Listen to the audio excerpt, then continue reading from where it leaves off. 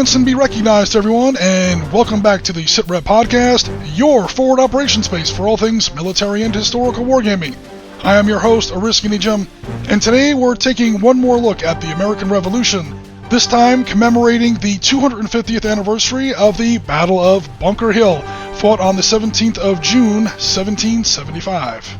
Of course, in April, we've already had the famous engagement at Lexington Green, the so-called shot heard round the world, the shootout on Concord Bridge, and of course the Battle of Boston Road. Now, we've covered these events in previous videos on our channel. Check them out if you're interested in that material. And while these engagements are of course the opening shots of the American Revolution, it's the Battle of Bunker Hill that is usually considered the Revolution's opening full-scale battle. Once again, the setting is Boston, specifically what was then the Charlestown Peninsula, where the Americans thought they would put some artillery on the high ground and thus be able to shell the British garrison in Boston, not to mention their growing fleet of sloops and frigates they had gathering in Boston Harbor. The British, of course, took exception to this idea, and on the 17th of June, 1775, Major General Howe took a landing force of about 2,400 men across the Charles River. They landed on the Charlestown Peninsula and prepared to assault these new rebel positions. Now, where exactly were these rebel positions? Well, first, American General Israel Putnam built a redoubt on Bunker Hill, fittingly enough, but quickly realized that his guns were not going to be able to reach the British from there, so the Americans built a new redoubt closer to the British on nearby Breed's Hill. And of course, it's on Breed's Hill, which is where the vast majority of the day's fighting is actually going to take place. But through a snafu of history and some mislabeled maps, somehow the battle wound up with the name of Bunker Hill, and even 250 years later, the name has stuck. The system we're using is my own Battlefield Rebellion design, which we play tested a few times before on this channel. It's a hex and counter command tactical design, with counters usually representing between 80 and 100 men on 100-yard hexes. This way we can get our arms around the full scope of the Battle of Bunker Hill, with about 5,000 men combined on both sides on a battlefield a little over a mile across. In order to win the game, of course, the British have to take all the high ground, and the Americans have to try and stop them. Let's get real, the Americans are not going to stop the British. But the Americans can still win the game if they can hold out just long enough or maybe inflict enough British casualties. And of course, this is how the actual Battle of Bunker Hill goes down. The British do take all the high ground, and so technically they win the battle? Question mark? No, this is not the kind of victory that you want to have on your books. In fact, the British commander himself, Major General Howe, would say after the battle, "It was a fine victory. Another such would have ruined us." And American General Nathaniel Greene would say, "I wish we could sell them another hill at such a price." Now, is that the way that our battles at Breed's Hill and Bunker Hill will turn out today? Let's head over to the footage and see what happens. Okay, here is our general setup for the Battle of Bunker Hill. At the moment we're zoomed all the way out so you can get a general overview of the situation. In broad strokes, we have the British fleet that was arrayed around the Charlestown Peninsula for two basic purposes. Number one, to ferry across a British landing force that we have deployed here under Major General Howe. The idea of the landing force was to eject the Patriot militia that had set up some very rudimentary artillery positions here on Breed's Hill. What you're going to see is that this one battery of Patriot artillery, because of its elevation, just barely has the range to reach the northern suburbs or the northern outskirts of Boston down here. They can also theoretically shell all these British ships in the harbor. So the British aren't going to put up with that, and their idea is to put this landing force across the Mystic River and the Charles River onto the Charlestown Peninsula and eject this Patriot position. Zooming in a little bit for the British, we're going to start off with their light infantry under Lieutenant Colonel Clark. We also have line companies of various regiments of the Boston garrison. Overall, this attack is, again, under Major General Howe. He's set up right there. He does have some artillery ready to go, but infamously, the wrong caliber ammunition was delivered with this artillery. They're basically not going to be able to fire their artillery for the first 3 turns of the game. A little bit further to the south, we have the left wing of the British offensive. This was made up of some more line infantry companies, again, from these various regiments of the Boston garrison. Conspicuously, however, they also had all the detached grenadiers from these regiments, and they also had a force of Royal Marines under Major Pitcairn of Lexington fame, or should I say infamy. Now, we don't have a counter for Pitcairn as an actual commander, because I usually don't go all the way down to Major, but we do have Brigadier General Piggott. He is the guy who is commanding Howe's left wing for this offensive, and then we have Lieutenant Colonel Abercrombie, who is commanding the Grenadiers. Over here for the Patriots, we start off with what was then the village of Charlestown, along with the cemetery that was right there. However, the main body for the Patriot position is up here on Breeds Hill, in the redoubt that was built in preparation for this battle. So in overall command was Colonel Prescott. We see him right here. And also we have here who should have been Major General Warren. He was actually given a commission as a Major General the day before this battle. However, for reasons that aren't quite clear, he chose to participate in today's battle as a private soldier. That's one hell of a self-demotion. Nevertheless, I am including him here as a commander. Everybody here knew him, and he had authority. People would listen to what he said. So I am giving him his +1 resilience bonus as a above average commander. However, you'll also see where he's only being given a 4 in command diameter. That's because, again, he's not acting as a major general. He doesn't have the adjutants and aides de camp and riders and the couriers and all those people, all that staff that comes with an officer of flag rank that actually help him extend his command diameter out across a, of course, pre-radio battlefield. Of course, you'll also notice that the Patriot line is almost entirely made up of militia. A lot of it is veteran militia. They're going to be few and far between, to be honest. But the majority of them, or at least half of them, are going to be these raw militia. These are guys who literally just signed up. They are armed, and that's about the best thing you can say about them. Further to the north, we also see Colonel Stark's position outlined here. Now, this position is mostly manned by New Hampshire and Connecticut regiments, not entirely, but mostly. And we also see this part of the position, what was known as Knowlton's Fence. This was sort of an emergency field works that were built just in the very nick of time for the battle. A very crude and rudimentary sort of a fence. This part of the line was under command of a guy named Captain Knowlton, who, again, we don't have a counter for him because we usually don't go below the rank of, say, Lieutenant Colonel or so for actual commanders. But this is his position, and this is the part of the line he's going to try and hold. Further back, we also see actually Bunker Hill. Now again, here we have Israel Putnam, and this is probably the most famous guy of the battle. Why? I'm not really sure. Depending on who you ask, no one really agrees on exactly where he was in the battle. He's the guy who famously says, don't fire till you see the whites of their eyes. Whether or not he was at Bunker Hill or he ever actually came down off Bunker Hill and actually tried to help out at Breeds Hill is a matter of some debate, even I think today, according to the sources that I'm reading. For the moment, we're putting him here with 25th Massachusetts. He is actually holding Bunker Hill, and there is another much smaller redoubt here. This was actually built first, and then when they realized that Patriot artillery couldn't actually reach their intended targets from here, they moved it further south onto Breeds Hill. Hence, this really should be called the Battle of Breeds Hill.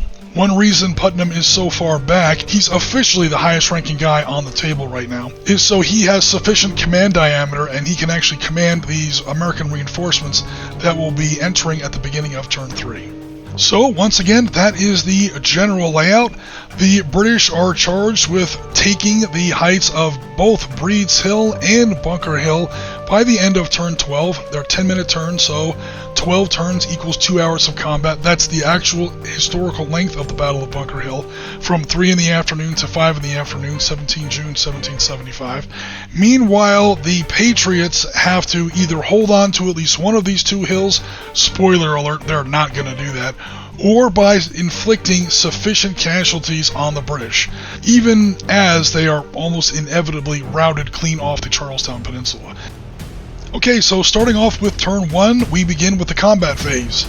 Right now, nobody is in range for any kind of musketry or even rifle fire.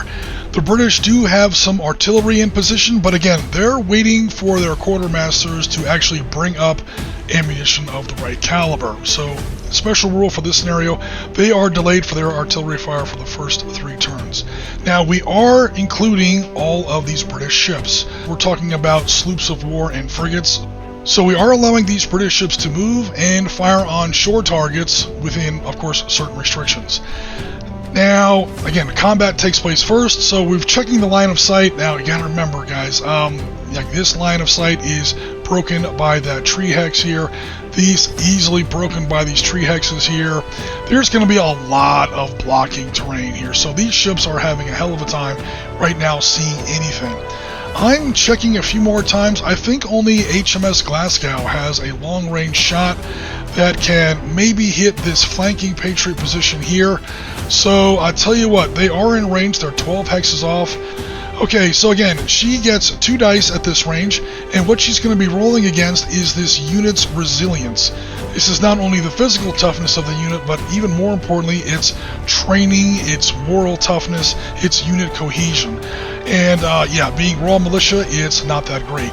We actually subtract 1 from that because you're under artillery fire. Artillery fire is never fun for infantry. We subtract another 1 because it's being hit on the flank. Facing is definitely a big deal in this game. Right now, this unit, when it's in line formation, always points towards a hex point, I should say, and therefore you're always looking at these 2 hex sides as the unit's front. So if the fire is coming in from outside of that arc, clearly it is coming in from the flank.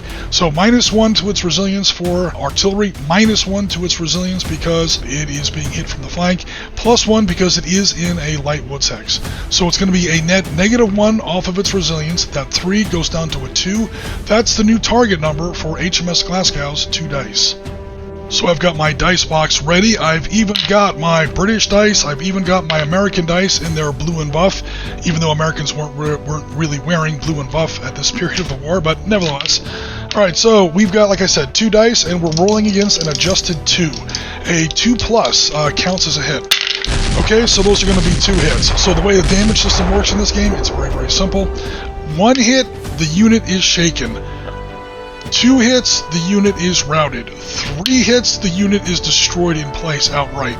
So like we said, we saw 2 4s, so that is going to be the unit taking 2 levels of damage. This unit of Patriot Militia is immediately routed. So they have to immediately do a complete 180 about face, and then they have to move 2 hexes away from the enemy. Their full movement rate, that's their movement right there at upper right. Okay, so we're going to go ahead and put a routed marker on that unit so we can track its status. It might be able to rally later on in the game if there is a friendly commander within command diameter, and then they make a successful rally check. So that's the basics about how combat works. I won't stop and redo every fire phase. We'll be here till Christmas. I can say this much for sure. There's nothing else that can reach or has arc or anything like that. So we're just going to go ahead and start moving. British ships in this particular scenario have a movement rate of 10. So 1, 2, 3, 4, 5, 6, 7, 8, 9, 10. We'll move HMS Falcon to there. They can never be within 3 hexes of each other or 3 hexes of the shoreline. So it's going to take them a while to get into position where they can start to shell the Patriot positions here along the north shoulder of the Charlestown Peninsula. So I'll move the rest of the British ships later on.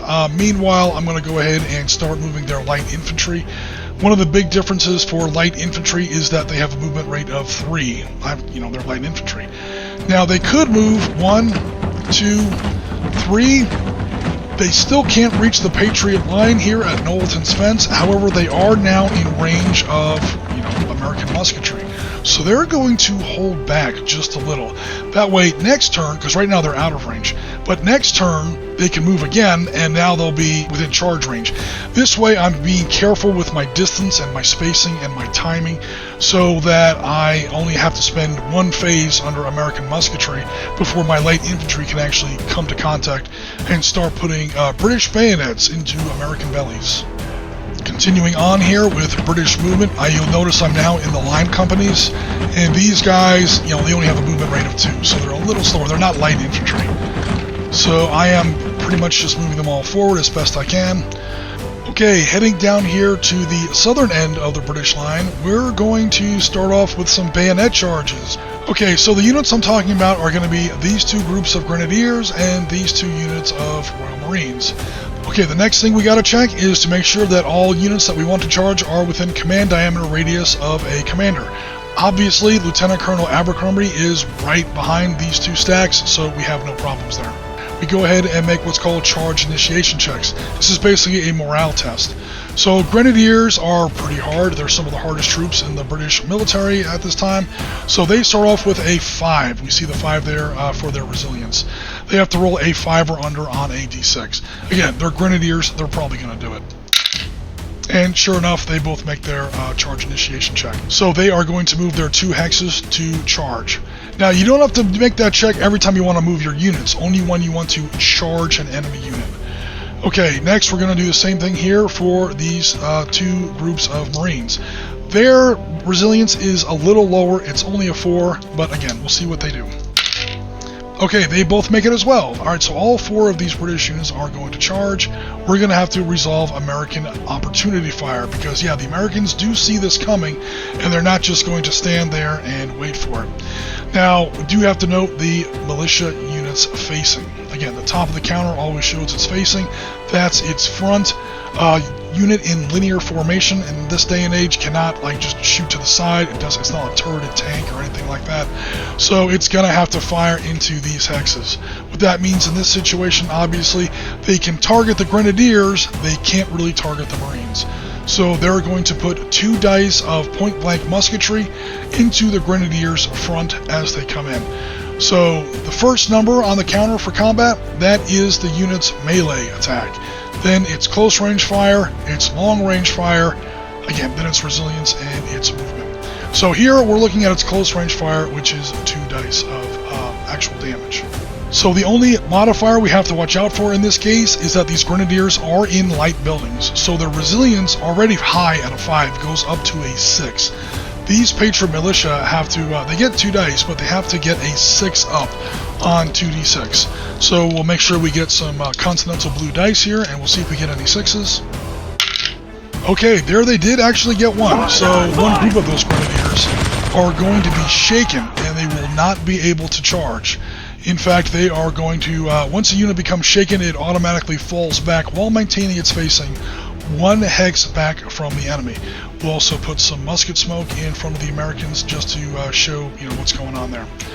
Tell you what, while that was going on, simultaneously, so let's go ahead and move these guys back just for a moment. While that's going on, let's also put some American cannon fire. They do have line of sight straight down past this orchard here, and they do hit the Grenadiers. Now, do notice how the Grenadiers are facing. This artillery fire will not be coming in from the flank, so no worries there. However, they are taking fire from an elevated position, so that's going to be a +1 bonus for the Americans there, and +1 for artillery fire. And I should make those negatives, actually. And then it's going to be a -1 because the British, again, are in light buildings. So that's going to be their resilience reduced from a 5 down to a 3, and then back up to a 4 because of their light buildings. American long-range artillery battery shoots at this range at 2. So it's 2 dice against an adjusted 4. Boom! That is going to be 2 more hits. And remember, they had already taken 1 hit from the Patriot musket fire right in their front.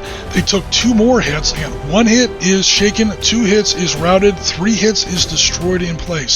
So we have now destroyed our first British units. So that's not good. Alright, now the Americans have taken all their opportunity fire. These units are not going to be allowed to fire during the upcoming Patriot fire phase. So that's another reason I put this little bit of musket smoke there, just so I can remember not to shoot the same unit twice. So now we're just going to go ahead and resolve this charge. This assault goes in. We already showed where these units all made their charge initiation checks. Okay, we have the frontage of the American unit. So the Grenadiers are coming in from the front. The Marines are coming in from the flank. Notice, they're coming in from this hex side here. Now the British, again, the stacking limit in this game is 2. When you're doing a charge, your units actually enter the hex with the enemy.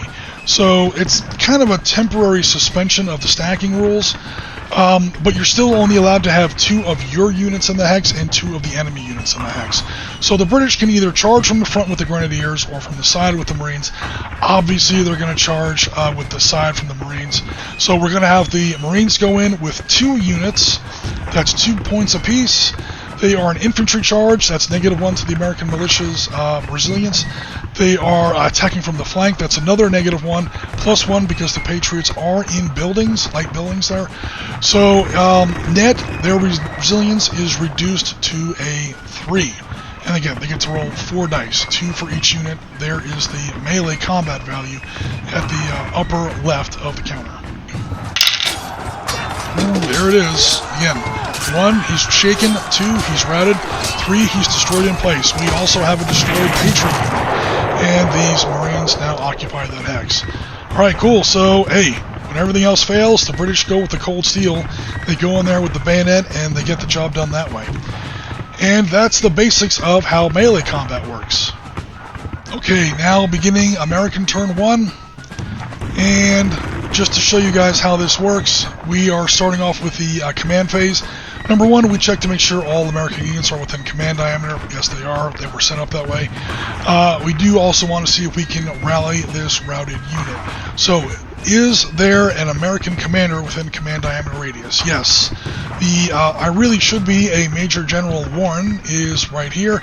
He has a command diameter of 4. 1, 2, 3, 4. He is just there. He has a +1 command bonus. Okay, cool. So the militia starts off with a resilience of 3, -1 for being shaken, -1 for being routed. They're actually reduced to a 1, but then they go up 1 because of Warren's command bonus. So they're at a 2, which it's not great. They have to roll a 1 or a 2 to rally at this point. And with a 4, they fail. They're going to continue their route movement. Notice that this is going to now move them out of Warren's command diameter. So unless Warren wants to abandon the line and go chasing them, those guys might be out of the battle. Okay, we're now into turn 2, and the British have initiated their assaults on both Knowlton's fence position up here and also Breed's Hill further to the south.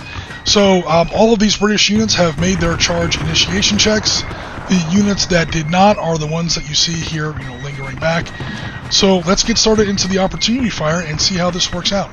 Okay, for starters, we have 2 units of veteran militia here, and at point blank, they are each throwing 2 dice straight into the teeth of incoming light infantry. I'm going to go ahead and choose that unit as my target. It's got to be a unit to the militia's front, so we satisfied that condition.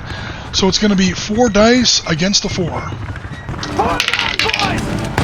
Holy crap, you guys saw it right there on camera. They have destroyed a British light infantry unit right off the bat. That was pretty awesome. Okay, now that unit has fired its opportunity fire, no worries there, and we get into the light infantry that has survived the charge and is actually going to make its attack. Now, because the American veteran militia took opportunity fire, this melee phase is not considered simultaneous. Simultaneous melee phase only happens if the defending unit chooses not to take opportunity fire. What's going to happen now is that the light infantry are going to get to make their bayonet attack, and only surviving units, if any, among the Americans are then going to get to make a counter melee attack. It's not really simultaneous in this case. Okay, so light infantry has a 4. They are charging infantry, so they get a -1 to the Americans' resilience, so their American resilience of a 4 goes down to a 3. Long story short, take your first shot. We are talking about 4 dice against the 3. Okay, 4 dice against the 3. That is 1 unit completely destroyed. And there are indeed now surviving units units in melee. Okay, so now, again, the surviving American unit gets to take counter melee dice. There's only 2 of them, though, so it's going to be 2 dice against a 4. Of course, the Americans are not charging, so they don't get that -1 bonus that the light infantry got. So 2 dice against a 4. Make sure I have American dice here. They score 0 successes. Okay, so, yeah, they are now into the American position, and now all 3 units do stay in that hex, and that is going to be what we call continuing melee into future turns. Meanwhile, of course, there is another assault taking place here, so the Americans are going to take their opportunity fire there as well. There is 1 there. These are raw militia, not veteran militia. 2, another 1, and another 2. So that's going to be a total of 6 dice, because both of these units are going to be firing into those 2 companies of line infantry. This one's going to be a lot tougher for the British. The British probably aren't going to do as well here. So we got 6 total dice against a resilience of 4. Oh my god, look at that roll. 1, 2, 3, 4, 5. They destroyed both of them. I swear to God, that was on camera. Please tell me I was recording that. Okay, now that is vaguely historical. The light infantry, the first time they came at Knowlton's Fence, they were absolutely butchered. Not so cheerful for the Americans is this charge down here. So the Americans have already taken their pass-through fire. They've shaken this unit of line infantry and pushed it back. But now they're getting charged from the front here, and they're getting charged from the flank here. The British are clearly going to choose the flanking assault. So it's going to be 2 and 2 is 4 dice against veteran militia, which has a resilience of 4, reduced by 1 for charge, reduced by another 1 for a total of 2 for being charged from the flank. So it's 4 dice against a 2. And yeah, there is another easy kill right there. I mean, he's being charged from multiple directions. He's outnumbered 4 to 1. He's on the flank. He's exposed. He's toast. All right, and then these line infantry now occupy the position. Stopping in for a quick update on the American turn. So most American units can't reach these British units, they're too far away. However, we do have some Patriot riflemen right there. And those riflemen can barely reach those Marines at a range of 3. Yes, American rifles can shoot out to 3 hexes. And of course, American artillery can also reach. Nevertheless, we do have 2 dice with a -1 to their resilience because it's artillery fire. It's also -1 because it's coming from a higher elevation. And then American Patriot rifle fire also is a -1 to resilience. And the reason for this is American riflemen obviously would always shoot at officers, sergeants, corporals. Remember, every counter in this game is anywhere from 80 to 100 men. So 2 to 3 companies, roughly, in the organizational structure of the period. There's probably at least 1 captain, probably 2, handful of lieutenants or other, subalterns, things like that, sergeants, corporals.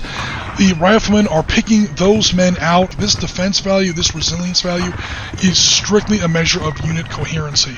And when you start losing junior officers and NCOs, your resiliency falls apart. So that's the reason for that -1 resilience modifier when under Patriot rifle fire. So that's going to be a total of -3 to the Marines' resilience. They do get a +1 for being in light buildings, so they are at a net -2 off of their 4. 2 dice for the Patriots, 2 for the riflemen, 2 dice for the artillery. Nothing else can reach them.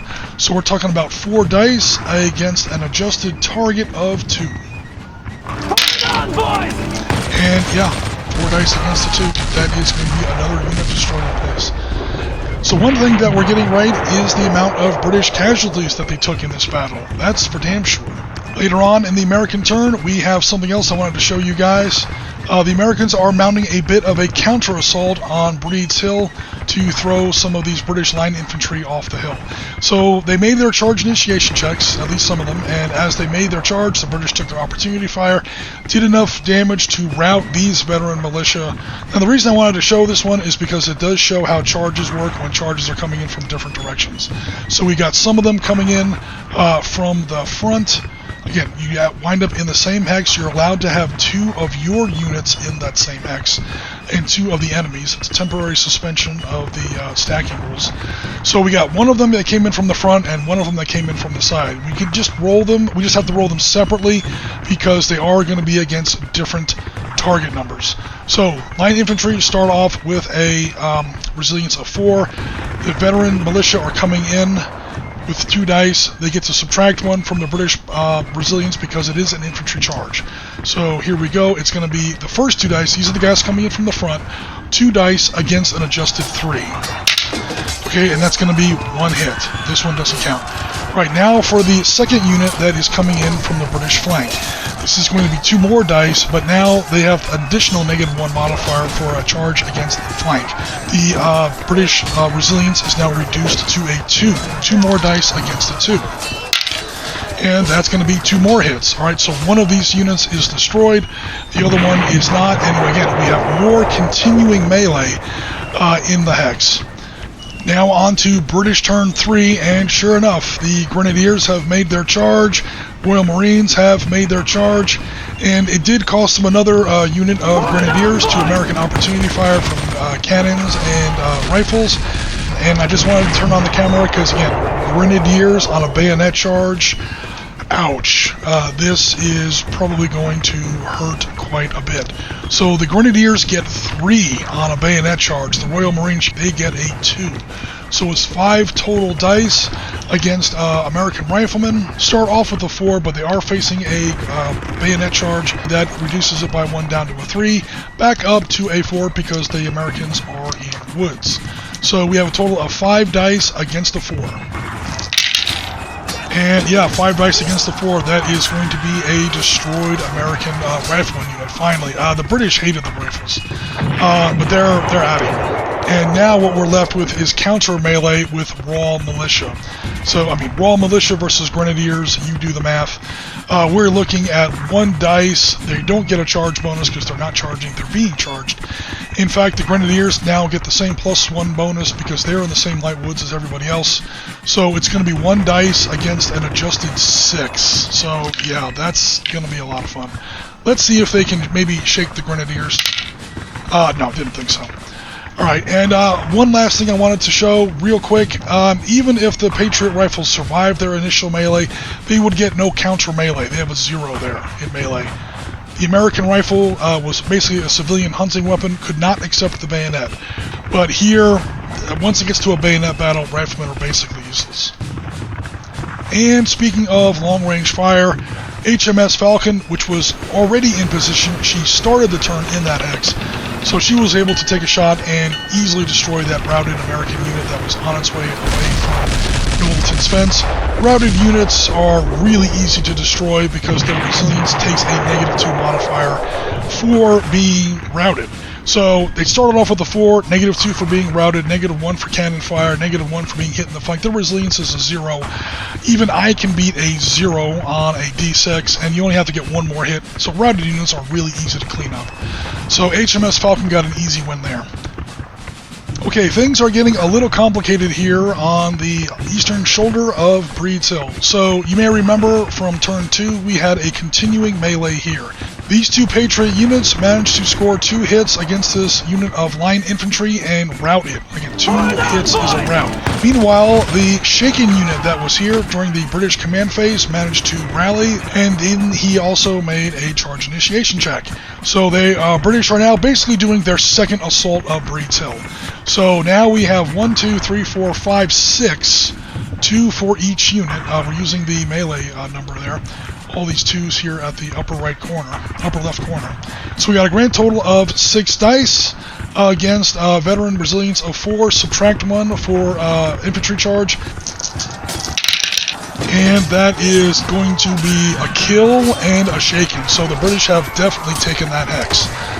So this unit is out of here. It's just smoked. And this unit, he has to back up a hex, and he is now considered shaken. And then we have one more charge here against this raw militia. That raw militia does get opportunity fire. Quickly resolve that. They actually did shake one of these guys back, so he is falls back and shaken. And now we've got the remaining unit of line infantry with 2 dice against 3. He's outside of the redoubt. He doesn't get the bonus of the redoubt. And it is against an adjusted 2. And 2 hits, he is going to rout. They certainly haven't carried the hill yet, but they definitely have it cracked. Okay, wrapping up American turn 3, some things aren't going so well. You guys may remember there was a continuing melee in this hex against some American raw militia. It's raw militia. Long story short, take your second shot. They are completely destroyed. And notice they're not on that hex anymore. The Americans are trying to reorganize some of their defense, shift some reserve units off of Knowlton's fence up here onto Breed's Hill. And also, on the good news, there is some American reinforcements. We're now at the end of turn 3, so Putnam is able to bring in this column here. They've executed their first movement phase. Notice they are in column formation, not in line formation. They are force marching it down this road as fast as they can, where hopefully they can make a difference before it's too late. But again, the British ships are now in position. They are going to start unloading plenty of fire down here on these American positions on the north shoulder of the Charlestown Peninsula. And 2 more things, probably even more ominous. Beginning on turn 4, the British have now finally gotten their ammunition situation untangled here. So starting on turn 4, the British will have land-based artillery as well. And as if that were all not bad enough, starting on turn 4, the Americans have to start rolling for ammunition failure. They have to roll a 6 up, or hopefully they don't roll a 6 up. On turn 4, that means that they have 1 turn of ammunition left. On turn 5, it's going to be a 5 up. On turn 6, it's going to be a 4 up, and so on, until eventually the Americans will run out of ammunition. No more American fire of any sort is allowed after that. It's straight down to bayonets. And long story short, take your third shot. The British always win bayonet battles. And there we are so far, folks. We are now 3 turns into our recreation of the Battle of Bunker Hill, or about 30 minutes of battlefield time. And so far it's turning out pretty historically. I mean, for starters, Lieutenant Colonel Clark's light infantry has been positively eviscerated in front of Knowlton's fence. And the first assault on Breed's Hill has been pretty badly repulsed. But ominously, on their second assault, the British are doing much, much better. Of course, as we know, historically, the British are going to require 3 full frontal assaults of Breed's Hill in order to carry that position. But here, the British are doing pretty well on assault number 2, and it probably has something to do with the fact that they're coming in from much more of an oblique flanking angle, rather than just, marching straight up the hillside. Also, British warships are getting into much better position to offer effective gunnery support to their troops on the ground. So please come back next week for the conclusion of this video, when we see if the British can exploit and develop these successes and carry the day. And that's where we're going to leave it for now, folks. Thanks very much for watching. Please like, comment, and subscribe if you enjoyed this content. Please remember to hit that notification bell. Also, please consider joining the Sitrep Podcast Discord. There is an auto-accept invitation link to our Discord in the description of this video. Join our community, see what everybody's doing, and best of all, show us what's happening on your hobby table. But for now, this is Risky Jim with the Sitrep Podcast. We are rounds complete for another episode. And as always, liberty or death.